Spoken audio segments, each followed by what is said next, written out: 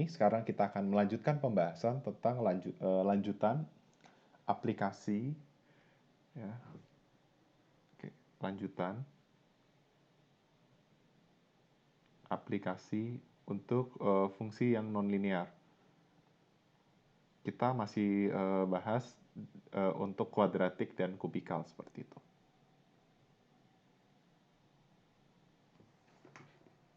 Oke, ya, saya akan mencoba untuk menggambarkan fungsi revenue dan fungsi cost dalam satu dijadikan satu kurva seperti itu. Ya. Misalnya ini key dan ini adalah cost dan revenue-nya. Nah, sebenarnya sudah pernah saya coba gambarkan untuk kasus fungsi linear seperti itu. Nah, sekarang saya akan gambarkan untuk kasus yang non-linear, ya, di mana kita asumsikan dia itu adalah pasar persaingan tidak sempurna. Ya, atau saya singkat jadi IPCM atau Imperfect Competition Market.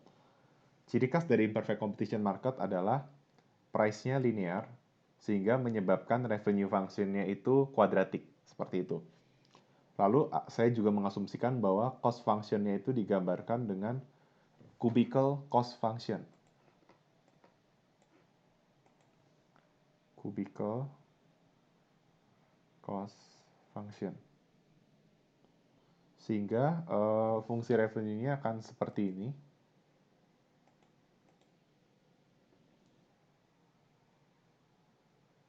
Oke.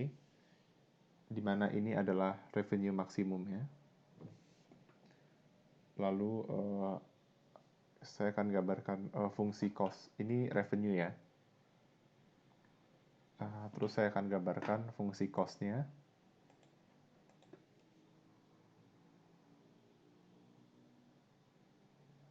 Seperti ini. Oke. Jadi ini revenue dan cost-nya. Kalau waktu kasus linear, kita dapat kesimpulan seperti ini kan. Break even point itu ada di satu titik. Misalnya kemarin tuh break even point itu di Q sama dengan 20. Ya. Ini kita review kasus linear. Kalau teman-teman masih ingat, untuk kasus linear, ketika Q sama dengan 20 itu break even point, berarti ketika Q di atas 20, ya, ketika meningkatkan Q itu berarti profit akan bertambah sampai tahingga, ya. Dan kalau Q kurang dari 20, itu dia akan loss. Seperti itu. Jadi kalau linear. Padahal dalam kehidupan nyata, nggak selalu menambah quantity itu meningkatkan profit. Bisa jadi profit justru berkurang. Seperti itu. Dan itu tercapture dari fungsi cubical cost function, di mana average cost-nya itu nanti kuadratik. Average cost yang kuadratik atau berbentuk U-shape itu menunjukkan adanya economies of scale. Economies of scale itu dia mau mencoba melihat return to scale-nya seperti itu. Teman-teman harus dapat basic mikronya untuk mengerti.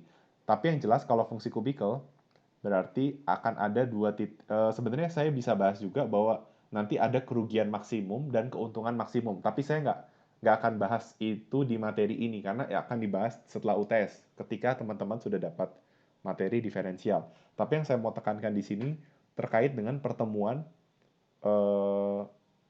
fungsi cost dengan revenue yang ada di dua titik. Ya, ketika cost sama dengan revenue, kita tahu bahwa profit sama dengan 0, yang menunjukkan break even point. Jadi di sini ada dua titik break even point, yaitu di sini. Ya, ini adalah break even point yang pertama. Dan ini adalah break even point yang kedua, seperti itu. Jadi akan ada dua titik break even point. Maka dia tidak akan sesederhana seperti ini. Ya, meningkatkan produksi itu belum tentu meningkatkan profit. Contohnya di kasus ini. Di kasus ini, setelah, ini kan misalnya, biar gampang ya, misalnya ini Q sama dengan 10. Lalu di sini adalah Q sama dengan 30. Misal ya, ini pemisalan aja. Nah, kalau di kasus cubical cost function dan revenue yang revenue yang kuadratik, maka kita bisa lihat bahwa di level break even point 2 atau ketika Q sama dengan 30, itu break even point. Tapi ketika Q di atas 30, maka dia akan mengalami loss. Tahu dari mana loss? tahu dari cost yang lebih besar dari revenue, seperti itu. Nah, berbeda dengan ketika key 10. Ketika key sama dengan 10, itu kalau dia menambah produksi ya selama sebelum 30, jadi mungkin antara 11 sampai 29 ya. Misalnya ini kita asumsikan key-nya harus bilangan bulat, berarti kan antara 10 dengan 30 itu adalah 11 sampai 29. Maka di 10 itu break even point, tapi menambah produksi menjadi 11 sampai 29 itu akan menguntungkan bagi perusahaan. Sampai di level sini nih. Ini adalah level dengan revenue tertinggi seperti itu. Oke. Tapi saat Q 30 dinaikin itu justru malah loss. Nah, kalau di Q tambah dengan 30 kita bisa menganalisis bahwa mengurangi kuantitas itu justru menciptakan profit. Ya, kita bisa lihat sebelum Q sama dengan 30 itu revenue di atas cost. Tapi kalau Q sama dengan 10 dikurangin produksinya, kita bisa lihat cost-nya di atas revenue. Berarti kita bisa bilang daerah profitnya itu untuk kasus di atas ya, itu adalah Q di antara 10 dan 30. Kenapa nggak sama dengan? Karena kalau sama dengan tuh break even point, seperti itu. Atau kalau saya mau ganti, misalnya pakai, misalnya key sama dengan A1, key sama dengan A2, berarti daerah profit itu di sini. A1, A2, seperti itu. Sedangkan daerah loss, daerah break even point, itu sudah pasti ketika key sama dengan A1, key sama dengan A2. Lalu daerah loss-nya, ya kalau teman-teman mau tahu daerah loss sama profit, tinggal lihatnya kalau profit tuh kan rumus profit tuh TR min TC gitu. Ketika profit berarti kan profit lebih besar dari 0 gitu. Ketika dia untung, profit lebih besar dari 0. Berarti revenue harus di atas cost. Tapi kalau dia loss, berarti cost di atas revenue. Berarti daerah loss-nya adalah key di bawah A1 dan key di atas A2. Seperti itu. Oke. Nah, ini adalah sekedar summary saja ya. Ya, untuk ini apa namanya? Aplikasinya saya namakan keuntungan, kerugian dan break even point seperti itu. Nah, sekarang kita masuk ke kasus hitungan. Ini berarti ya kita masuk ke kasus hitungan aja ya sekarang. Misalnya diketahui revenue adalah 20 Q min 0,1 Q kuadrat. Sedangkan fungsi cost-nya itu adalah 0,25 Q pangkat 3 dikurang 3 Q kuadrat ditambah 7 Q plus 20. Nah, sekarang kita diminta untuk mencari profit ketika Q sama dengan 10. Jadi carilah profit saat Q sama dengan 10 dan Q sama dengan 20. Seperti itu.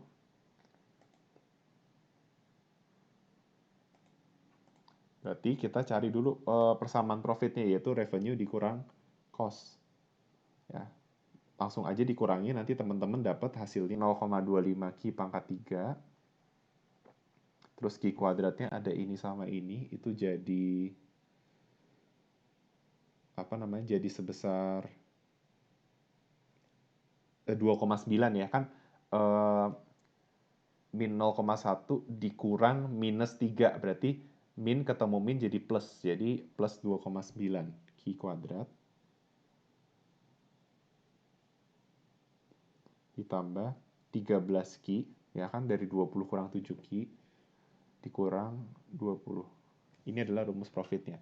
Nah, sekarang kita mencari profit saat Q sama dengan 10 misalnya. Ya, tinggal masukin aja ke profit. Ya, teman-teman bisa coba sendiri. Nanti dapat hasilnya itu 150. Sedangkan ketika Q sama dengan 20, itu dapat hasilnya min 600. Ya. Tinggal masukin ya, teman-teman boleh coba nih. 10 dimasukin ke sini, sini, dan sini. Lalu 20 sini, sini, dan sini. Berarti kita bisa menyimpulkan bahwa ketika Q sama dengan 10, dia mendapatkan profit. Ketika Q sama dengan 20, berarti dia mendapatkan loss. Nah, ini keunggulan dari fungsi kubikel ya. Dalam dunia nyata seperti ini. Ini terjadi ya.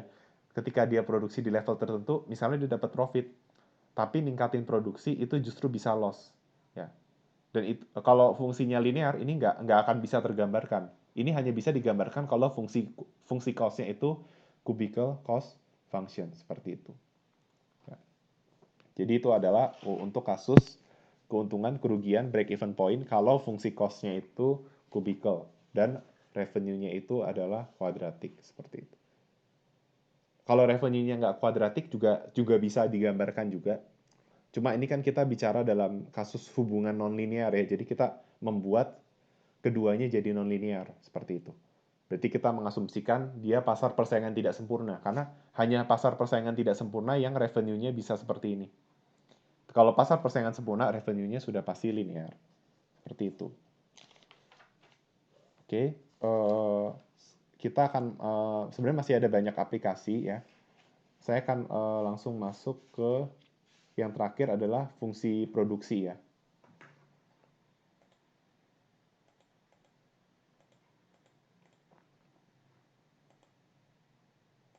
Oke, fungsi produksi.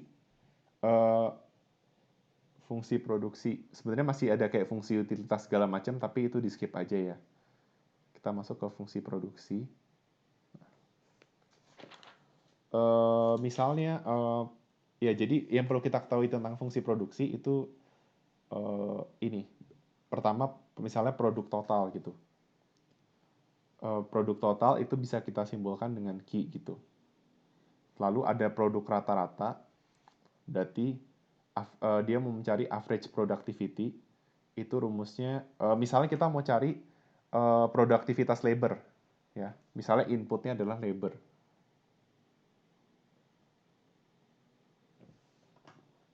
Ya, berarti misalnya kita misalkan di sini adalah Q itu adalah produk dan X adalah labor. Ya, jadi kita mau tahu nih, jadi produk itu adalah fungsi dari ini kita kasih L aja ya. Misalnya seperti ini L. Jadi kita mau tahu bahwa produk itu adalah fungsi dari labor. Jadi jumlah labor itu menentukan jumlah produk yang dihasilkan seperti itu. Nah, kalau misalnya mau mencari average productivity, berarti average productivity of labor misalnya, ini bisa kita ganti ya, bisa labor, bisa capital seperti itu. Nah, kalau kita mau mencari average productivity per labor, berarti kita membagi jumlah produk yang dihasilkan dibagi dengan input labor yang digunakan. Jadi kita mau tahu kalau dibagi rata, satu labor itu memberikan kontribusi berapa unit output seperti itu. Berarti jumlah outputnya dibagi dengan input labor yang digunakan seperti itu. Nah, kalau mau mencari produk marginal, berarti marginal productivity labor itu rumusnya adalah delta Q per delta L seperti itu. Nah, supaya apa? Nanti ada suatu fenomena di mana saya juga nggak akan jelaskan matematisnya karena ini sebenarnya slow test, di mana nanti ada kasus di mana MPL itu akan bersinggungan dengan APL.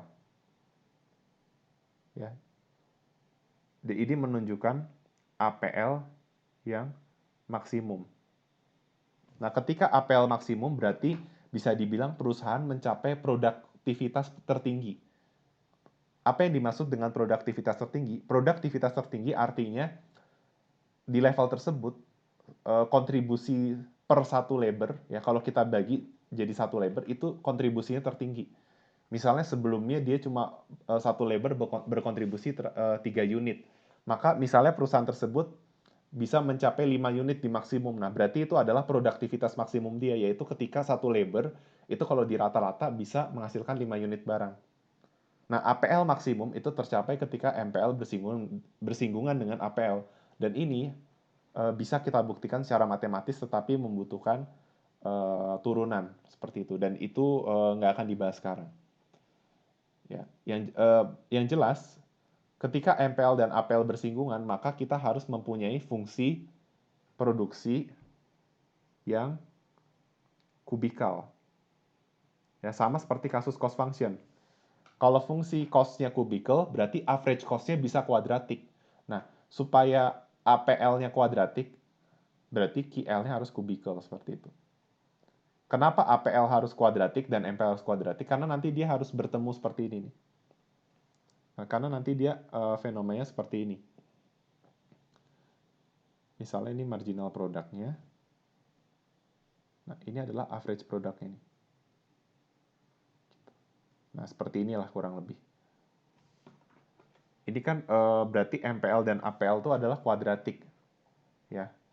Ini mereka kuadratik nih. Ini berarti satuannya adalah L. Berarti ketika ini berarti ini adalah labor yang optimum dan Q yang maksimum. Ini bukan Q ini. Ini bisa kita bikin APL atau MPL gitu di sumbu atas nih. Oke. Ketika APL MPL kuadratik ya, untuk menghasilkan APL yang maksimum, misalnya ini APL max, itu dia harus fungsi produksinya berarti harus kubikal gitu. Oke. Sama seperti kasus fungsi cost. Nah, sekarang misalnya kita punya fungsi seperti ini. Misalnya punya fungsi QL sama dengan saya bikin aja ya secara asal misalnya 10.000 L kuadrat min L pangkat 3. Misalnya seperti itu.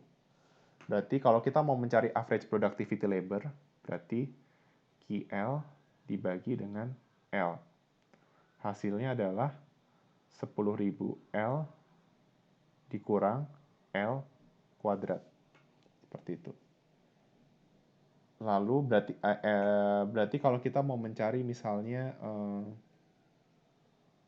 kalau kita mau mencari average productivity labor maksimum, tinggal bikin APL sama dengan MPL seperti itu. Tapi itu bukan ranah dari pelajaran ini. Nah, misalnya kita asal aja kita mau tahu berapa sih average productivity labor ketika labornya itu 10.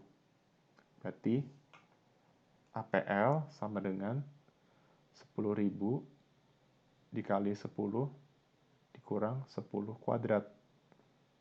10.000 kali 10 itu 100.000. 10 kuadrat itu 100. Berarti 100.000 kurang 100 itu 99.900. Seperti itu. Itu adalah average. Nah, kalau mau cari total produksinya, kita tinggal masukin ke fungsi produksi di mana Q sama dengan 100. Ya, seperti ini. Jadi, dengan menggunakan 10 labor, dia masing-masing labor akan menghasilkan 99.900 unit dengan total produksi 990.000. Seperti itu. Makanya kalau kan kita udah tahu ya bahwa APL itu adalah Q per L.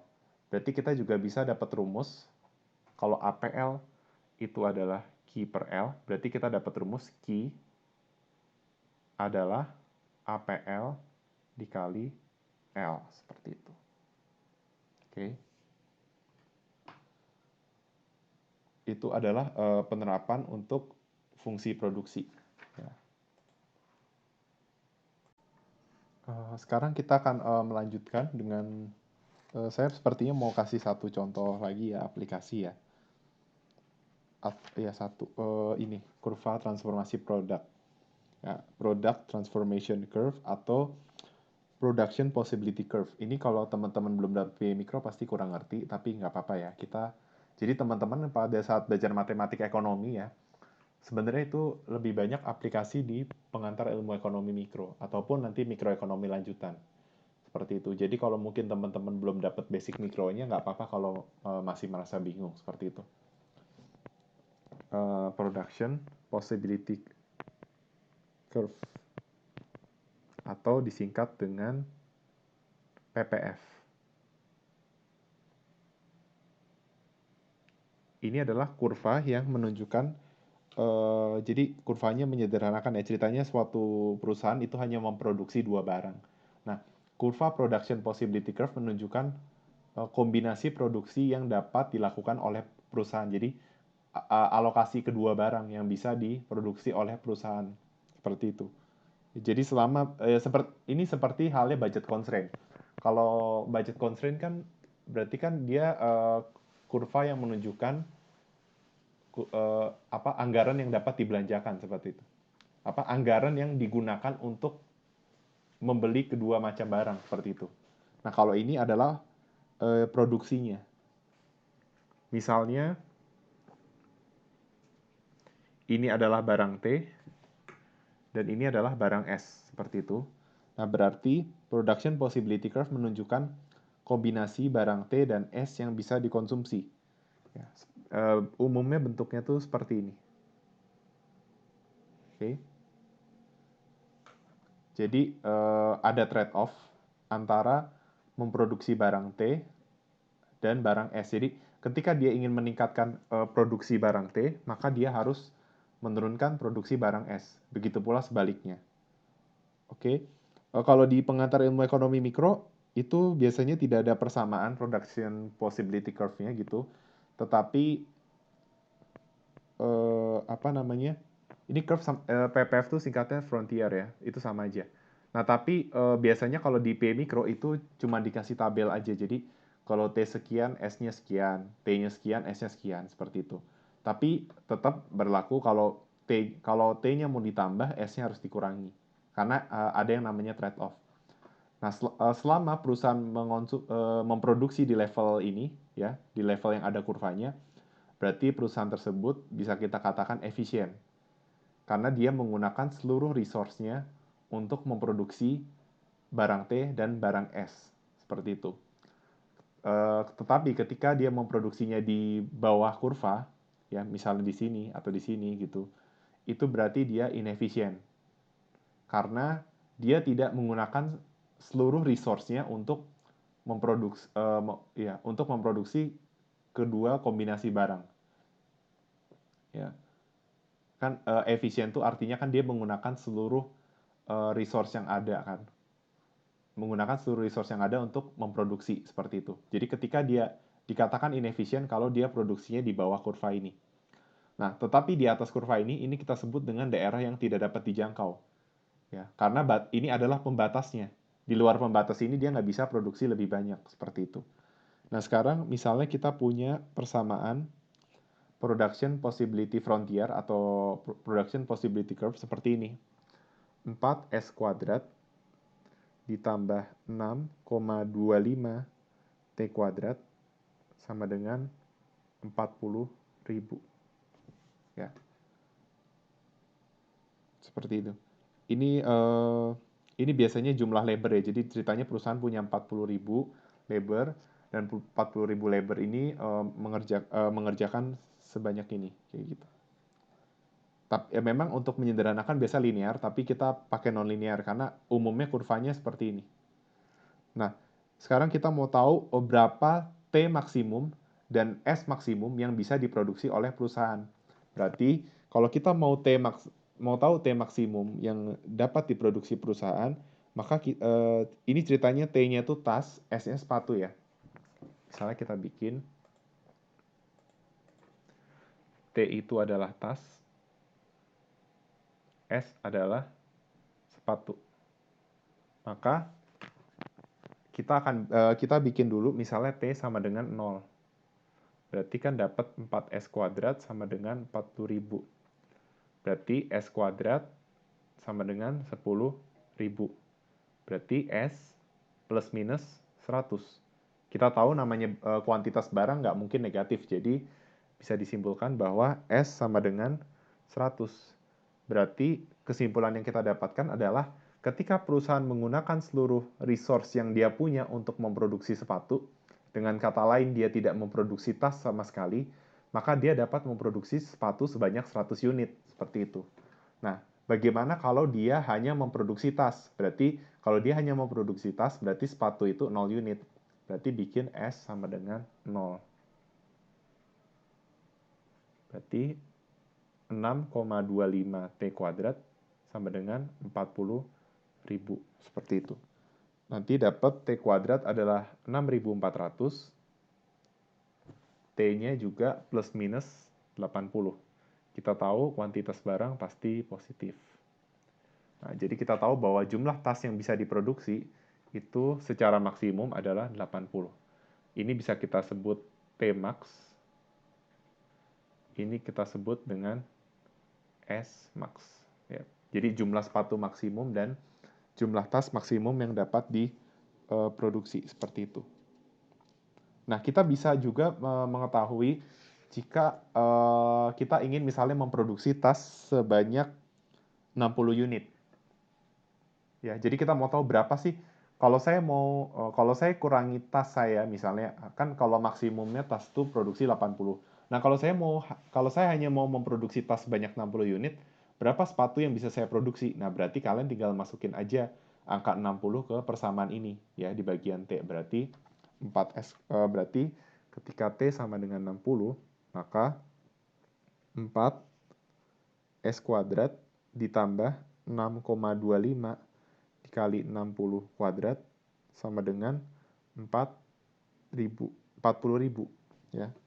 Sehingga kalian bikin 4S kuadrat sama dengan 40.000 dikurangi hasil perkalian ini. Ini ya dikurangi 6,25 kali 60 kuadrat. Hasilnya itu adalah 4S kuadrat sama dengan 17.500. S kuadrat itu hasilnya 4.375 ya. Ini dibagi 4. Dapatlah S plus minus 66,14 atau bisa kita bulatkan menjadi 66 pasang. Sehingga ditunjukkan bahwa misalnya kalau kita hanya memproduksi 60 tas, maka kita dapat memproduksi sepatu sebanyak 66 unit seperti itu.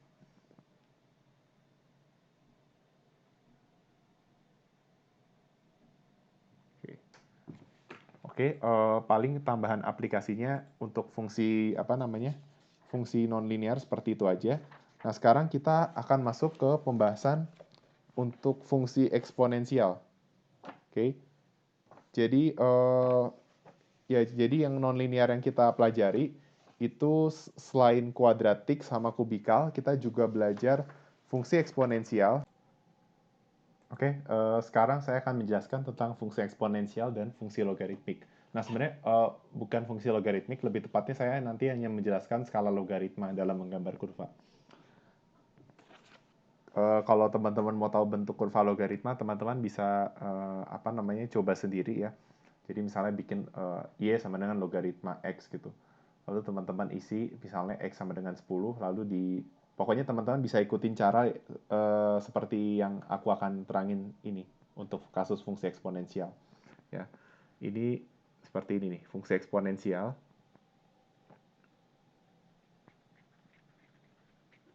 Itu bentuk umumnya seperti ini. Misalnya y adalah fungsi dari x, berarti kurvanya adalah a pangkat x, di mana a adalah konstanta. Oke, bisa angka berapapun, dan kalau dia dan ada kasus khusus di mana dia itu a-nya sama dengan e. Nah, sebenarnya kalau e itu adalah bilangan ini ya yang waktu itu udah kita belajarin yang nilainya 2,7 sekian. Ini bisa itu bisa kita bikin juga tulisannya eksponensial seperti ini. Ini artinya sama aja ya.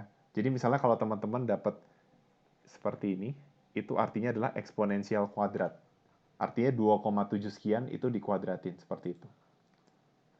Ya, ini ada namanya kasus khusus. Jadi yang namanya konstanta itu nggak harus E gitu.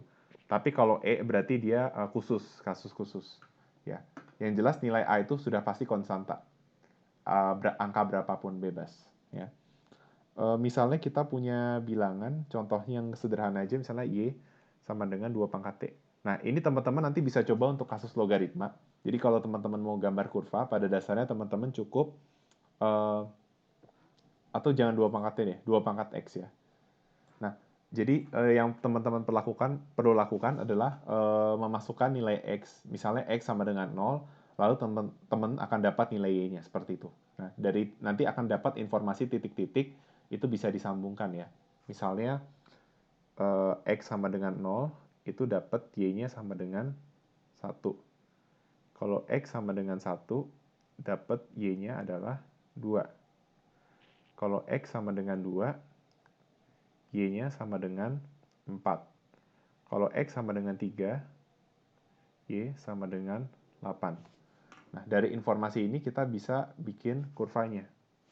Oke.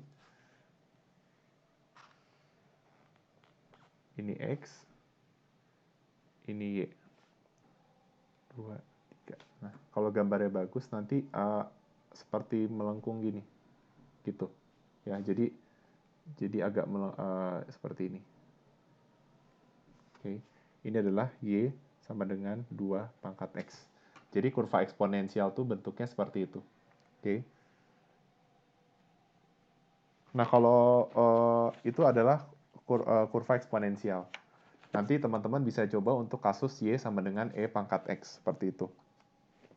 Nah, kasus eksponensial tuh biasanya menjelaskan suatu fenomena yang sifatnya itu pertumbuhannya sesuai dengan deret ukur. Deret hitung atau deret geometri. Contohnya adalah kasus COVID, seperti itu. Kasus COVID itu sangat kalau kita mau gambarkan modelnya itu pasti dia pakai model eksponensial seperti itu. Ya, kalau teman-teman mungkin sudah pernah membaca ada kajian ya dari alumni UI, dia mencoba untuk membuat suatu model matematik ya ya model matematik dari kasus COVID seperti itu. Jadi dari data yang ada, mungkin teman-teman belum tahu ya ada istilah regresi. Ya, ada regresi, forecasting dan lain sebagainya, teman-teman mungkin belum asing gitu ya. Tapi yang jelas ini adalah bagian dari statistik. Jadi kita dari data yang kita punya itu kita bisa melakukan yang namanya forecasting atau regresi. Ya. Kalau forecasting itu untuk memprediksi nilai di periode yang akan datang, kalau regresi itu untuk memprediksi nilai suatu fungsi, ya. Jadi dia pada dasarnya dia ingin membuat model dari kehidupan yang nyata seperti itu. Ya. Nah, model yang dibuat oleh si alumni UI ini adalah model eksponensial, tapi tidak sesederhana Y sama dengan 2 pangkat X seperti itu. Ya. Model yang dibuat itu adalah seperti ini. Ya. Modelnya adalah Y sama dengan X1 kali E pangkat kita bikin RT dikurang X2 seperti itu. Ya. Jadi ini juga namanya model eksponensial, tapi dia apa namanya, bukan eksponensial yang seperti ini ya. Ini kan cuma Y sama dengan 2 pangkat X seperti itu.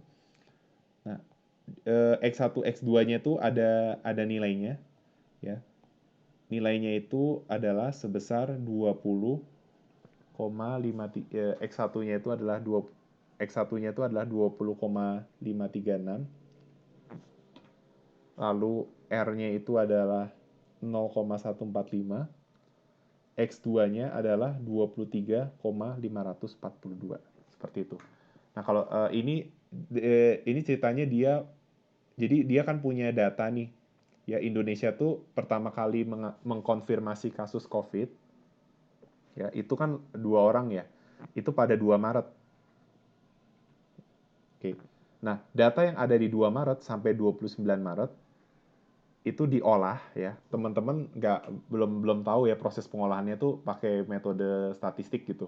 Ada statistik, ekonometrik dan lain sebagainya, tapi yang jelas di sini saya hanya menjelaskan konsep eksponensial itu dipakai untuk apa aja. Salah satunya adalah kasus COVID yang pertumbuhannya seperti deret geometri.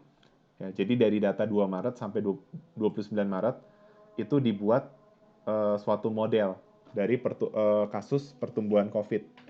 Ya, dan modelnya adalah seperti ini. Y sama dengan X1 dikali E pangkat RT dikurang X2. R itu berarti menunjukkan tingkat pertumbuhannya ya. Tingkat pertumbuhannya tuh di R. T itu menunjukkan waktu. Jadi dari model ini kita bisa memprediksi misalnya saat T sama dengan 100 ya. Taruhlah misalnya T sama dengan 0 tuh di 1 April. Berarti T sama dengan 1 itu di 2 April dan seterusnya kayak gitu. Nah, jadi kalau kita mau ini namanya forecasting. Jadi kalau bisa forecasting atau no casting ya. Kalau forecasting tuh dia kaitannya sama jangka panjang. Jadi kita punya data dalam kurun waktu berapa lama, lalu kita membuat suatu model. Itu namanya forecasting. Kalau ini lebih tepatnya nowcasting ya. Jadi kalau kita mau memprediksi misalnya taruhlah T sama dengan 0 1 April. Berarti kalau kita mau memprediksi jumlah kasus di 3 April, berarti kita tinggal ganti T-nya sama dengan 2, seperti itu. Jadi itu adalah salah satu kegunaan model eksponensial, seperti itu. Ya. Model eksponensial juga bisa kita pakai nanti di kasus keuangan atau kasus pertumbuhan penduduk, seperti itu. Tapi yang sedang tren saat ini adalah kasus COVID. Aku yakin ini modelnya tidak akan sama seperti ini lagi karena dia hanya mengambil data dari 2 Maret sampai 29 Maret seperti itu. Kalau mau diperbaharui sampai saat ini pasti modelnya sudah berubah kayak gitu. Oke. Nah, sekarang saya akan menjelaskan tentang bagaimana cara membuat grafik dengan skala eksponensial. Kalau beberapa waktu lalu saya mengajarkan misalnya kita ingin membuat suatu grafik ya. Ini ada sumbu vertikal dan sumbu horizontal. Yang jelas, perbandingan yang dipakai itu harus sama. Misalnya, saya ingin X-nya itu 1 cm-nya mewakili 3 satuan. Ya, jadi tiap 1 cm itu 3 satuan penambahannya. Sedangkan saya mau di sini 1 cm sama dengan 10 satuan. Nah, ini diperbolehkan membuat kurva seperti ini. Sekalipun yang horizontal itu 1 cm 3 satuan dan yang vertikal 1 cm 10 satuan, itu diperbolehkan. Selama skalanya itu konsisten. Untuk yang X selalu 1 cm 3 satuan, dan untuk sumbu Y itu selalu 1 cm 10 satuan. Oke, nah kenapa boleh beda? Karena ada kasus di mana X dan Y-nya itu nilainya pertumbuhannya berbeda ya. Misalnya X-nya itu dia mau lihat data berdasarkan waktu. Berarti mungkin dia perlunya 1 cm 1 satuan seperti itu. Sedangkan dia mau menunjukkan bahwa perubahan dari suatu periode waktu itu nambahnya 100. Nah, itu kan nggak mungkin kita bikin satu kan. Jadi itu bakal ngerepotin di pembuatan kurvanya. Itulah sebabnya skala di sumbu Y dan sumbu X boleh berbeda asalkan konsisten, seperti itu. Nah, tapi kita juga punya teknik yang namanya skala logaritma. Ya. Apa itu skala logaritma? Skala logaritma itu berarti kita membuat berdasarkan ini. Jadi per 1 cm itu bisa kita bikin misalnya tiap 1 cm itu adalah misalnya 10 pangkat X seperti itu. Jadi misalnya kita bisa bikin kurva seperti ini.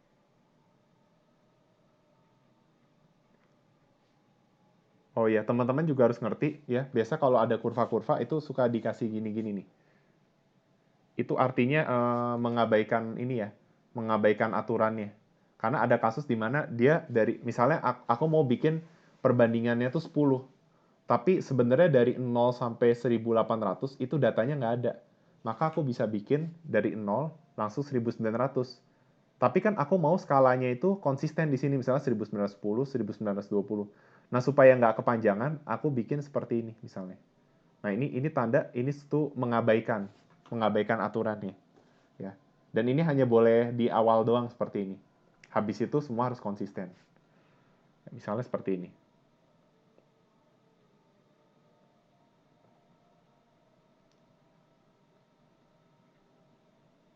Oke.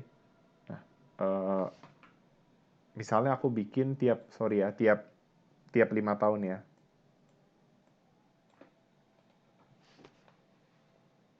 Nah, ceritanya ini adalah ini ceritanya menunjukkan harga. Nah, ceritanya suatu negara mengalami hiperinflasi.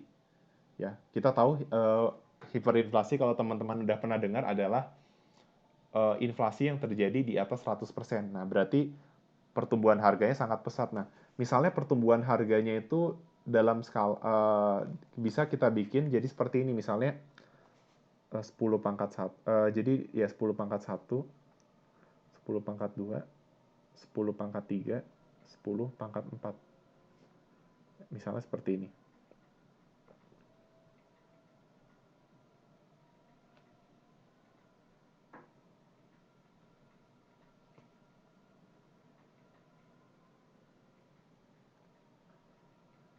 Ini tarik garis. Seperti ini. Nah, ini yang disebut dengan skala logaritma. Jadi skala logaritma itu adalah ini benar-benar 1 senti satu satuan, tapi satu satuannya itu di dalam pangkat seperti itu. Yaitu misalnya 10 pangkat X atau bisa kita bikin jadi 100 pangkat X. Nah, ini yang namanya skala logaritma. Ya. Umumnya kalau skala logaritma 10 karena logaritma kan basisnya 10. Nah, kenapa kita diperbolehkan bikin seperti ini? Karena ada kasus di mana ya contohnya ini menunjukkan suatu fenomena hiperinflasi. Nah, kalau fenomena hiperinflasi itu kan dia itu pertumbuhan harganya sangat cepat. Nah, kalau kita bikin misalnya 100.000 nggak pakai skala logaritma, itu kebayang kurvanya itu butuh tempat yang boros kan untuk sumbu y-nya. Nah, makanya kita bisa bikin pakai skala logaritma. Jadi seolah-olah kurvanya ini jadi seperti linear. Padahal nggak linear, kurvanya itu tetap eksponensial ya. Tapi kalau kita pakai skala logaritma, itu jadi seolah-olah seperti linear. Jadi peningkatannya, misalnya di sini satu satuan, di sini juga seolah-olah satu satuan. Padahal satu satuan di sini bicara tentang 10 pangkat. Ya, selisihnya 10.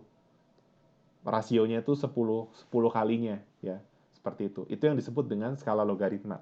Dan bisa dipakai untuk beberapa kasus. Oke?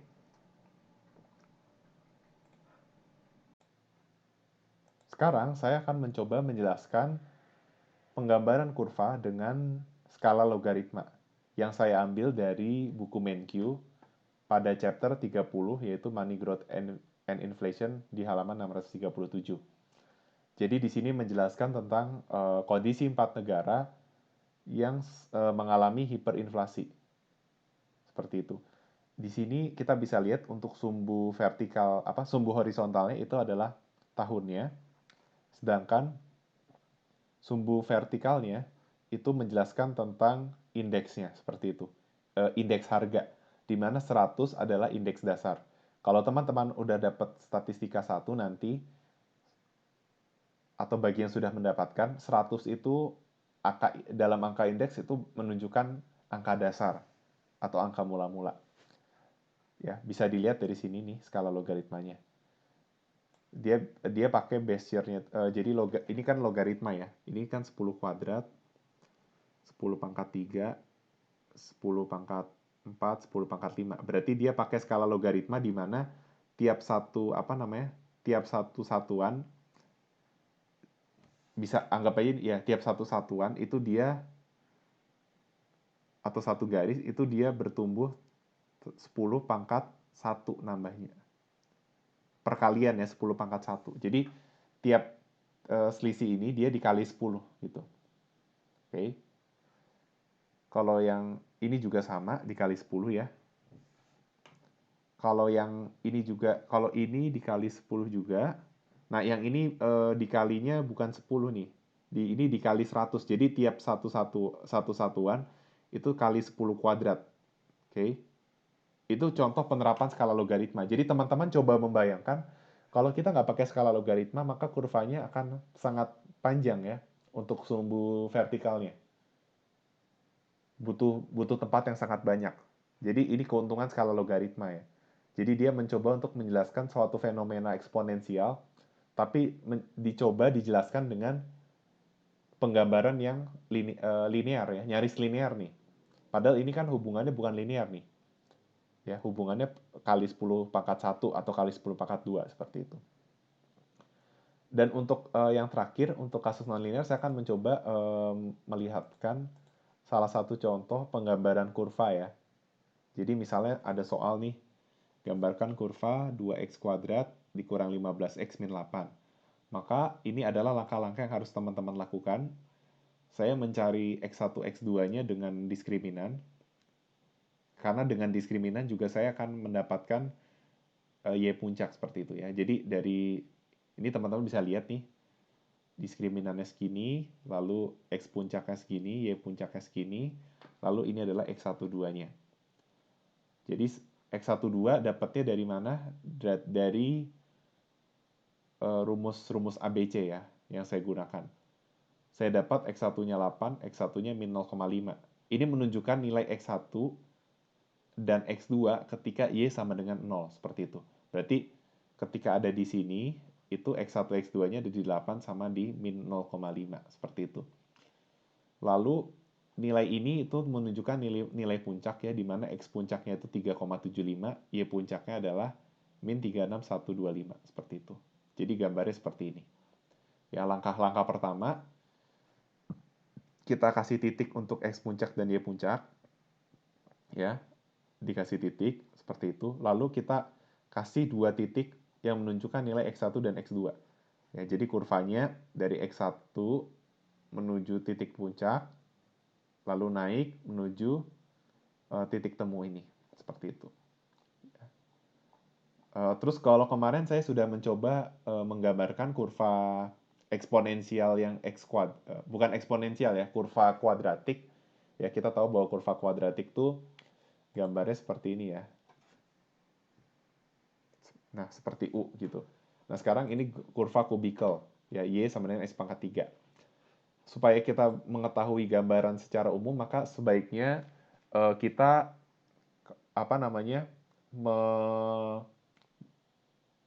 memasukkan nilai X dari unsur negatif. Ya, jadi kalau kita masukin unsur negatif itu kelihatan bahwa kurvanya tuh nggak cuma gini doang, tapi begini. Itu untuk kasus yang X kuadrat misalnya. Nah, untuk kasus yang X pangkat 3 nih kita masukin negatif sama yang positif. Ternyata kita lihat kurvanya tuh dia naik, jadi dia naik terus belok gitu. Awalnya ke kanan, ya ke kanan, lalu seperti sekarang agak ke kiri kayak gitu. Jadi pakai titik, nanti informasi ini tuh buat titik bantu. Ya, misalnya X min 4, Y minus 4. Berarti saat min 4, Y-nya minus 4. Jadi bikin titik di sini. Lalu disambung-sambungin. Lalu kalau yang ini mencari menggambar kurva dari informasi titik dan kemiringan. Ya. Kita tahu bahwa rumus slope itu adalah delta Y per delta X atau Y min Y1 dibagi X min X1. Dari soal ini kita dapat persamaannya, persamaan garis, lalu kita tarik garis seperti ini. Oke. Kalau ini juga, ini pakai rumus yang slope juga ya. Yang pakai rumus persamaan Y min Y1 per Y2 min Y1 sama dengan X min X1 per X2 min X1. Sama juga langkahnya. Pokoknya kalian harus, kalau seperti ini, pokoknya cari dulu persamaan garisnya ya, persamaan linearnya. Dari persamaan linear baru masukin nilai XY-nya. X itu yang kita tentukan ya. Misalnya X-nya itu biasanya dari minus sampai positif. Misalnya aku bikin dari min 3 sampai 3, seperti itu. Kalau ini aku bikin dari min 4 sampai 6 seperti itu. Terus cara tahu nilai Y-nya adalah tinggal memasukkan nilai X ke persamaannya. Ya seperti ini. X masukin ke persamaannya. Lalu tarik garis. Seperti itu. Nah, ini persamaan kuadratik ya. Sama pakai diskriminan juga. Ini juga persamaan kuadratik.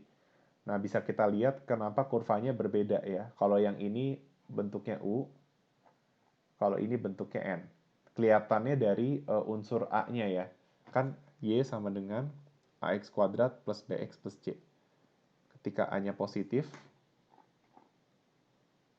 itu bisa kita lihat bentuk kurvanya akan seperti U gini. Ya, di sini kan A-nya positif. Nih, di sini ini positif nih A-nya. Nah, kalau yang di bawah A-nya tuh negatif. Berarti bentuk kurvanya jadi seperti N gini. Oke. Sekian untuk pertemuan hari ini. Terima kasih untuk yang sudah menyaksikan. Mohon maaf atas setiap kekurangan.